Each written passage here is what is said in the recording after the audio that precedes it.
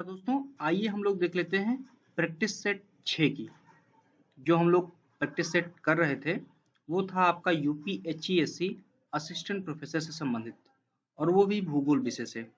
तो आपका जो पहला प्रश्न है कि निम्न में से कौन एक सागरीय जल की निक्षेपणात्मक स्थलाकृति नहीं है।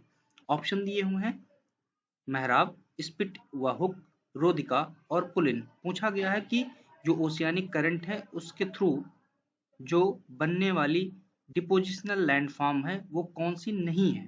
आपके ऑप्शन दिए हुए हैं तो मेहराब जो है क्या है, ये इरोजनल है, जबकि स्पिटहुक, पुलिन और रोधिका क्या है, वो आपका डिपोजिशनल लैंडफॉर्म है।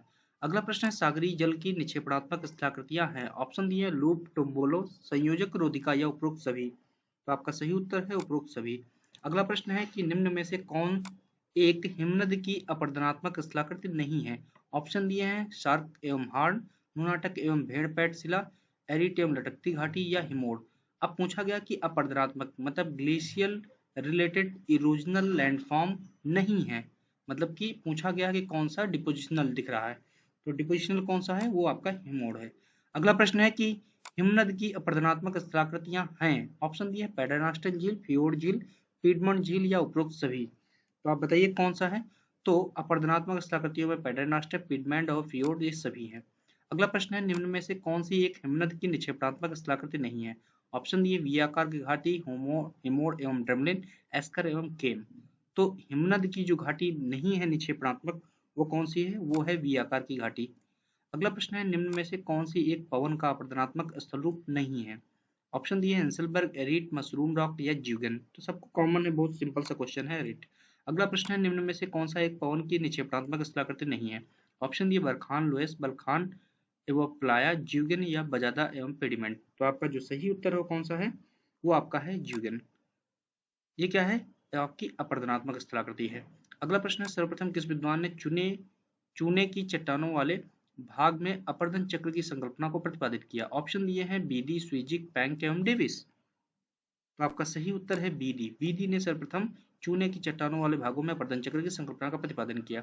अगला प्रश्न है कार्स्ट प्रदेश में चक्रीय व्यवस्था का विस्तृत विस्तृत वर्णन किसने प्रस्तुत किया। ऑप्शन दिए डेविस, बीडी, स्वीजिक या ट्रेलर। तो कास्ट प्रदेशों में जो साइक्लिक प्रोसेस है उसको किसने बताया था, वो बताया था आपका स्वीजिक ने। अगला प्रश्न है कि कथन दिया है कि कास्ट प्रदेश में लैपीस का निर्माण एक महत्वपूर्ण घटना है। कारण दिया है घोल छिद्र या विलयन छिद्र तथा डोलाइन आदि का निर्माण छिटपुट रूप से होता है।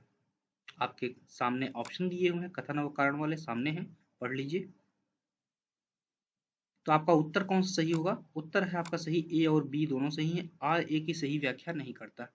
अगला प्रश्न है सौर ऊर्जा की सबसे महत्वपूर्ण भूमिका है। ऑप्शन दिए कार्बन चक्र में, ऑक्सीजन चक्र में, नाइट्रोजन चक्र में या जल चक्र में। तो आपका सही उत्तर है जल चक्र में। अगला प्रश्न है विश्व का सबसे ठंडा स्थान है। ऑप्शन दिए हुए हैं हेलीफैक्स, सियाचिन, शिकागो या बरखोयास्क। तो आपका जो सही उत्तर कौन सा है, वो है बरखोयास्क। अगला प्रश्न है उत्तरी गोलार्ध में कर्क संक्रांति के समय 12 घंटे का दिन होगा।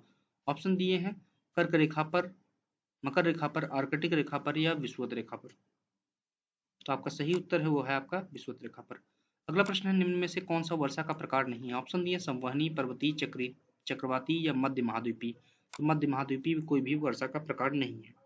अगला प्रश्न है निम्न में से कौन सी ग्रही पवन नहीं है। ऑप्शन दिए मानसूनी, ध्रुवी, पछुआ, व्यापारिक। तो ग्रही पवनों में जो ग्लोबल स्केल पे चलती है प्लेनेटरी, वो आपकी 3 ही है। मानसूनी जो है क्या है, ये सीजनल है।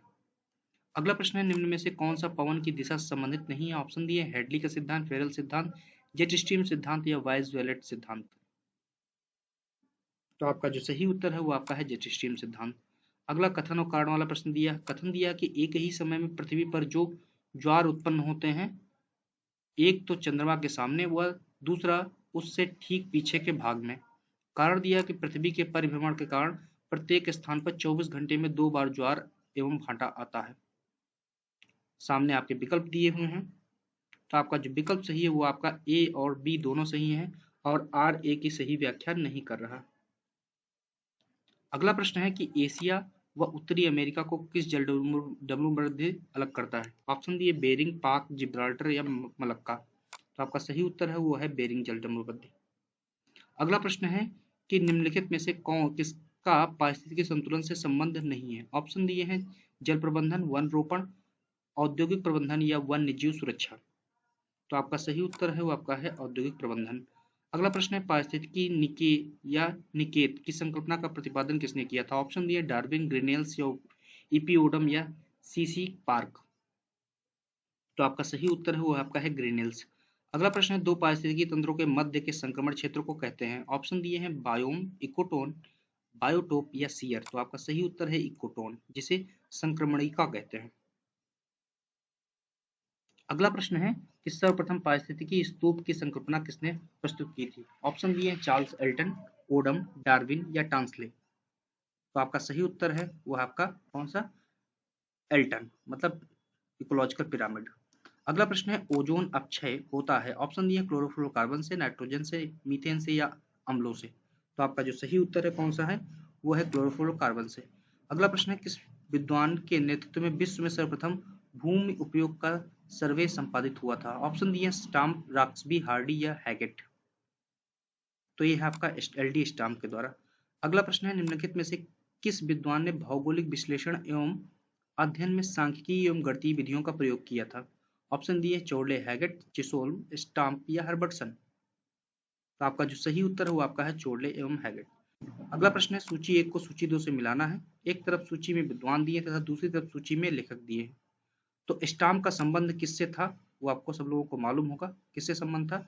यहाँ पे आपके ऑप्शन दिए हुए हैं। तो अगर आपको स्टाम्प नहीं मालूम तो मैकेंटर आपको मालूम होगा, मैकेंटर नहीं मालूम तो स्टोफन मालूम होगा, या फिर रेडजल मालूम होगा, कोई ना कोई तो आपको मालूम ही होगा। तो आपका स्टाम्प क्या होगा, भारत और बर्मा, भारत और बर्मा का भूगोल से संबंधित थे। मैकेंटर ने क्या किया था, लोकतंत्रीय आदर्श एवं यथार्थता, मतलब डेमोक्रेटिक आइडियल्स एंड रियलिटीज किया था। रिस्थोफन ने जो है चीन का भूगोल, और रेडजल ने जो है राजनीतिक भूगोल। अब आप आसानी से मिला देंगे, क्या हो जाएगा आपका उत्तर बी नंबर। ओके। अगला प्रश्न है कि निम्न में से किसने नगरों एवं प्रदेशों के अध्ययन में स्थान, कार्य एवं लोक का नारा दिया था। ऑप्शन दिए हुए हैं गैडीज, लिपले, रेकलेस, हैगेट। ये किसने दिया था, ये दिया था आपका गैडीज महोदय ने। और किसने कहा था लोक, स्थान और कार्य, वो है आपका लिपले। अगला प्रश्न है किस विद्वान ने पूर्णतया सांख्यिकी तथ्यों के आधार पर ब्रिटेन का आर्थिक भूगोल नामक ग्रंथ लिखा। ऑप्शन दिए हैं स्मिथ, चिसोल्म, हैगेट या चोर्ले। तो आपका जो सही उत्तर है वो आपका है स्मिथ ने। अगला प्रश्न है अर्नाल्ड गुयोट का कार्यक्षेत्र था। ऑप्शन दिए हैं भूआकृति, भौमिकी, सांस्कृतिक भूगोल या भौतिक भूगोल। तो आपका जो सही उत्तर है वो आपका है भौमिकी, मतलब जियोलॉजी। अगला प्रश्न है निम्नांकित विद्वानों में से किसने मैकेंडर के सिद्धांत की घोर आलोचना करते हुए यह प्रतिपादित किया कि जो रिमलैंड को नियंत्रित करता है वह यूरेशिया पर शासन करता है। ऑप्शन दिए हैं मैकेंडर, स्पाइकमैन, हैगेट या हर्बर्टसन। तो आपका सही उत्तर है वो है आपका स्पाइकमैन। अगला प्रश्न है विलियम मॉरिस डेविस द्वारा प्रतिपादित सिद्धांत को जाना जाता है। ऑप्शन दिए भौगोलिक चक्र सिद्धांत, अपरदन चक्र सिद्धांत, भूआकृतिक चक्र सिद्धांत या उपरोक्त सभी नामों से। तो ये जाना जाता है सभी नामों से। भौगोलिक चक्र भी कहते हैं, भूआकृतिक चक्र भी कहते हैं, अपरदन चक्र सिद्धांत भी कहते हैं। अगला प्रश्न है विश्व में सर्वाधिक लिंगानुपात किस देश का है। ऑप्शन दिए चीन का, रूस का, जापान का या इंडोनेशिया का। तो ये है आपका रूस का। अगला प्रश्न है कथन दिया है कि जनसंख्या संकेंद्रण मुख्यतः नदी बेसिनों एवं तटीय प्रदेशों में पाया जाता है। कारण दिया है कि जनसंख्या के संकेंद्रण में मुख्यतः खनिज, मिट्टी तथा जल जैसे आधारभूत संसाधनों की उपलब्धता के कारण होता है। आपके सामने विकल्प रखे हुए हैं, आप बताइए कौन सा विकल्प सही है। तो आपका पहला नंबर विकल्प सही है। अगला प्रश्न है विश्व में न्यूनतम शिशु मृत्यु दर वाला देश कौन सा। ऑप्शन दिए स्वीडन, जापान, कनाडा, बेल्जियम। तो आपका सही उत्तर है वह है जापान। अगला प्रश्न है सोपानी प्रवास है। ऑप्शन दिए गांव से नगरीय प्रवास, गांव में छोटे नगरों फिर बड़े नगरों की ओर प्रवास, नगर से ग्रामीण प्रवास या एक देश से दूसरे देश में प्रवास। तो आपका जो सही उत्तर है वो गांव में छोटे नगरों फिर बड़े नगरों की ओर प्रवास। अगला प्रश्न है विश्व में सर्वाधिक जनसंख्या वाले देशों का अवरोही क्रम क्या है, मतलब डिसेंडिंग ऑर्डर। तो सबसे ज्यादा आपका कहाँ पे है, चीन, उसके बाद आपका भारत, फिर उसके बाद संयुक्त राज्य अमेरिका, उसके बाद इंडोनेशिया। अगला प्रश्न है निम्न में से कौन सा युग्म सुमेलित नहीं है। डोरेज बेसिन कोयला के लिए, मेसाबी तांबा, मोसुल खनिज तेल, ट्रांसवेल सोना। तो मेसाबी रेंज क्या तांबा के लिए जानी जाती है? बिल्कुल नहीं, ये लोहे के लिए जानी जाती है। अगला प्रश्न है, सूची 1 में रेल मार्ग दिए तथा किन किन स्थानों को जोड़ती हुआ दिया हुआ। तो यूरोपियन ट्रांस कॉन्टिनेंटल मार्ग किसको जोड़ता है? वो जोड़ता है पेरिस को वारसा से। यूरोपियन ट्रांस कॉन्टिनेंटल मार्ग। ट्रांस इंडियन जो मार्ग है वो किसको जोड़ता है? वो ब्यूनस आयर्स को वालपराइनो से जोड़ता है। ट्रांस साइबेरियन जो जोड़ता है वो लेनिनग्राड को व्लादिवोस्टोक से जोड़ता है। और ओरिएंटल एक्सप्रेस पेरिस को इस्तांबुल से जोड़ता है। आपका उत्तर हो जाएगा बी नंबर। अगला प्रश्न है कि निम्नलिखित में से कौन सा अब विश्व का सबसे बड़ा पत्तन है? ऑप्शन दिए हैं केपटाउन, टोक्यो, संघाई, न्यूयॉर्क। तो दूसरा सबसे बड़ा जो पत्तन है वो कौन सा है आपका? वो है आपका न्यूयॉर्क। अगला प्रश्न है, विश्व का सबसे व्यस्त और महत्वपूर्ण अंतःस्थलीय मार्ग कौन सा है? ऑप्शन दिए उत्तरी अमेरिका का महान झील मार्ग, दक्षिण एशिया का सिंधु नदी मार्ग, यूरोप का राइन नदी मार्ग या अफ्रीका का नील नदी मार्ग। तो आपका सही उत्तर है उत्तरी अमेरिका का महान झील मार्ग। हाँ, यहाँ पे अब ध्यान देना है कि अंतःस्थलीय पूछा गया, बहुत ध्यान से देना है। तो आपका कौन सा हो जाएगा? वो आपका हो जाएगा राइन नदी वाला मार्ग। अगला प्रश्न है कि निम्नलिखित में से किस उद्योग को विकास उद्योग कहा जाता है? ऑप्शन दिए जलयान निर्माण, वायुयान निर्माण, मोटर गाड़ी निर्माण या रासायनिक उर्वरक निर्माण उद्योग। तो आपका जो सही उत्तर है वो आपका है मोटर गाड़ी निर्माण उद्योग। अगला प्रश्न है कि निम्न में से कौन सा युग्म सुमेलित नहीं है? एशिया कृषि प्रधान अर्थव्यवस्था, यूरोप निर्माण उद्योग प्रधान अर्थव्यवस्था, अफ्रीका विकसित अर्थव्यवस्था, अमेरिका उद्योग तकनीक प्रधान व्यवस्था। तो जो सुमेलित नहीं है वो आपका है अफ्रीका, क्योंकि अफ्रीका विकसित अर्थव्यवस्था के अंतर्गत नहीं आता है। अगला प्रश्न है कि संसाधनों का विकास निम्नलिखित में से किस कारक पर निर्भर करता है? ऑप्शन दिए मानव की बुद्धिमत्ता पर, मानव की संस्कृति पर, मानव के वैज्ञानिक एवं तकनीकी ज्ञान पर या उपरोक्त सभी पर। तो आपका जो सही उत्तर है वो आपका है उपरोक्त सभी पर। अगला प्रश्न है, निम्न वस्त्र उद्योगों में से कौन सा उद्योग अभी भी बृहत्तम वस्त्र उद्योग है? ऑप्शन दिए ऊनी वस्त्र उद्योग, सूती वस्त्र उद्योग, रेशमी वस्त्र उद्योग या कृत्रिम वस्त्र उद्योग। तो आपका सही उत्तर है सूती वस्त्र उद्योग। अगला प्रश्न है कि निम्न में से कौन सा देश विश्व के सबसे अधिक मुलायम लकड़ी का उत्पादन करता है, जिसके कारण इसे मुलायम लकड़ी का भंडार कहा जाता है? ऑप्शन दिए हैं कनाडा, नॉर्वे, साइबेरिया, फिनलैंड। तो आपका उत्तर सही है कनाडा। अगला प्रश्न है, रसेल एवं निफिन ने वर्णन किया है सांस्कृतिक मंडल का, सांस्कृतिक परिमंडल का, सांस्कृतिक प्रदेश का या उपरोक्त सभी का। तो आपका उत्तर है सभी का। अगला प्रश्न है, निम्न में से कौन एक दक्षिणी एशिया के सांस्कृतिक परिमंडल का सदस्य नहीं है? ऑप्शन दिए हैं पाकिस्तान, भारत, श्रीलंका, अफगानिस्तान एवं बंगाल। तो आपका सही उत्तर है वो आपका अफगानिस्तान। अगला प्रश्न है कि निम्न में से कौन सा अफ्रीकी सांस्कृतिक मंडल में नहीं आता? ऑप्शन दिए पश्चिमी अफ्रीका, सूडान, दक्षिणी मध्य दक्षिणी अफ्रीका और मेडागास्कर। तो आपका जो है पश्चिमी अफ्रीका जो है वो अफ्रीकी सांस्कृतिक परिमंडल में नहीं आता। अगला प्रश्न है, सीमा कार्य व्यक्ति तथा वस्तु के संचयन से संबंधित होते हैं, ये समय के बाद परिवर्तित होते रहते हैं, यह कथन किसका है? ऑप्शन दिए मूडी का, मैकेंडर का, स्पाइकमैन का या बोग्ज का। तो आपका सही उत्तर है प्रोफेसर बोग्ज का। अगला प्रश्न, किस विद्वान का कथन है कि मानव समाज का अध्ययन पर्यावरण के परिप्रेक्ष्य में करना ही सांस्कृतिक भूगोल है? ऑप्शन दिए हैं डिमांजिया, हंटिंगटन, सावर या कैमिल्ले वैलो। तो आपका सही उत्तर है वो है डिमांजिया। अगला प्रश्न है कि निम्नलिखित में से किस एक को एनएन कोलोसोवस्की ने आर्थिक प्रदेशों के विभाजन हेतु आधार के रूप में प्रयोग किया? ऑप्शन दिए हैं जल चक्र, अपर्दन चक्र, उत्पादन चक्र या संसाधन चक्र। तो आपका जो सही उत्तर है वो है आपका उत्पादन चक्र। अगला प्रश्न है, औद्योगिक प्रदेशों के सीमांकन से संबंधित थे? ऑप्शन दिए हैं जोन्स, टेलर, विटलसी, यीट्ज। तो आपका सही उत्तर है वो आपका है सीएफ जोन्स। अगला है कि भारत में प्रादेशिक नियोजन की इकाई है? ऑप्शन दिए हैं योजना आयोग, भारत का महापंजीयन कार्यालय, राष्ट्रीय मानचित्रावली संगठन या फिर आपका जो है उपरोक्त सभी। तो आप बताइए कौन सा आपका सही उत्तर है? तो ये उपरोक्त सभी। अगला प्रश्न है, economic regionalisation of India problems and approaches नामक किताब किसने लिखी? ऑप्शन दिए हुए हैं आपके आरपी मिश्रा, एम वर्मा, सुंदरम या पी सेनगुप्ता एवं सदाशिव। तो आपका सही उत्तर है पी सेनगुप्ता एवं सदाशिव। कौन सी किताब लिखी? Economic regionalisation of India problems and approaches. अगला प्रश्न है कि निम्नलिखित में से कौन विकास को प्रभावित करने वाला कारक है? ऑप्शन दिए प्राकृतिक संसाधन, पूंजी निर्माण, संगठन एवं उद्यमशीलता या उपरोक्त सभी। तो आपका है उपरोक्त सभी।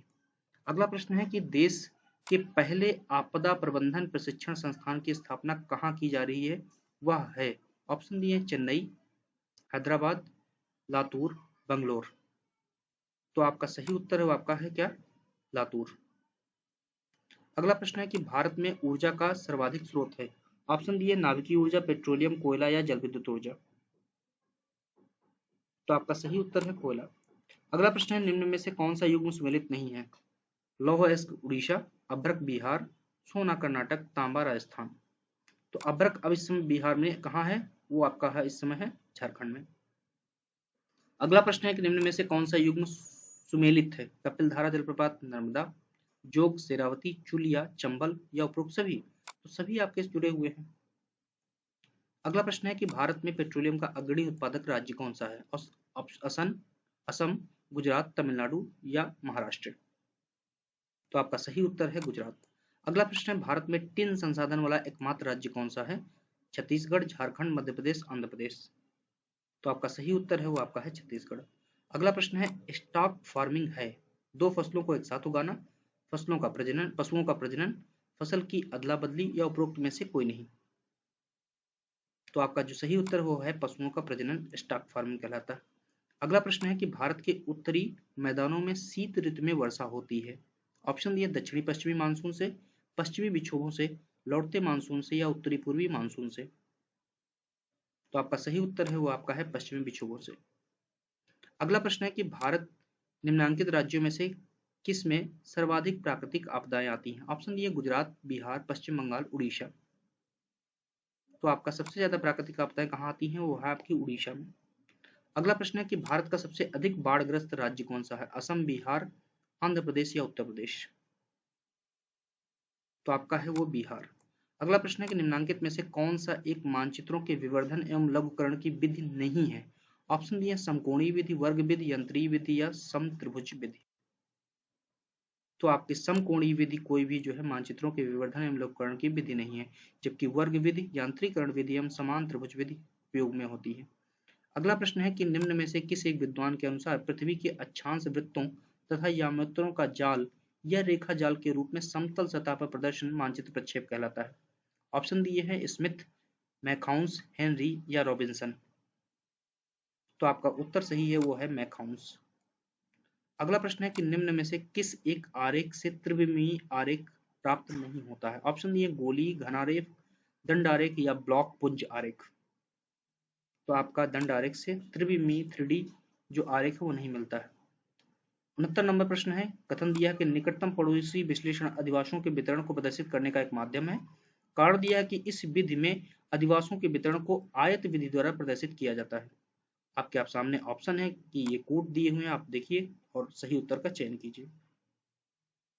तो कहने का मतलब यह है कि आपका पहला वाला तो सही है लेकिन दूसरा वाला आपका गलत है।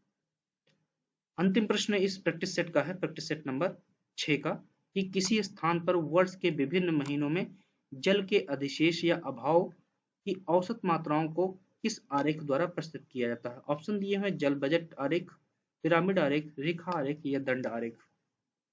तो आपका जो सही उत्तर है वो है जल बजट आरेख, जिसे हाइड्रोग्राफ कहते हैं अपना। तो उम्मीद है कि ये 70 प्रश्न भी आगामी परीक्षाओं के लिए महत्वपूर्ण होंगे।